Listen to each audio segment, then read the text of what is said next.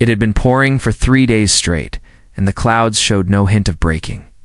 My place sat in a shallow basin at the far edge of our HO, a governed subdivision, which meant flooding wasn't just a risk, it was inevitable if the pumps stopped. Luckily, I'd put in high-capacity flood pumps years back and worked with a few neighbors to keep our shared drainage line clear. Everything ran smoothly until Karen inserted herself.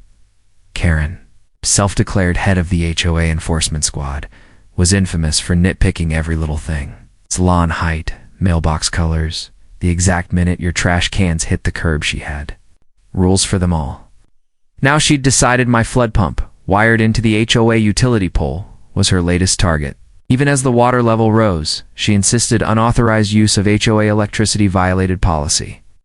So, in the middle of the storm, just as water began pooling in driveways, she marched over in a slick raincoat, pulled the breaker, and killed the power.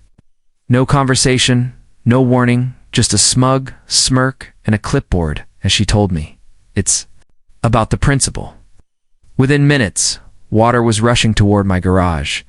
But what Karen didn't realize was that I run an electrical contracting business. And sitting in my garage was a freshly finished portable substation meant for a construction project. While she strutted back home, proud of herself, I wheeled out the generator, hit the switches, and the pumps thundered back online, running off my own power grid. I even offered to hook up neighbors whose yards were already ankle-deep.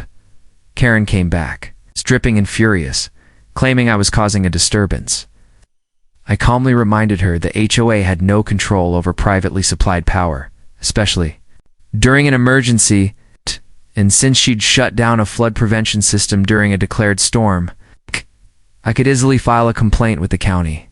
By sunrise, my property was bone dry. Karen's basement was underwater. The HOA board convened quietly and voted to suspend her enforcement authority for the time being. 6 months later, she's still benched. Moral of the story, mess with a man's flood pump in a storm, and he just might light up the neighborhood without you.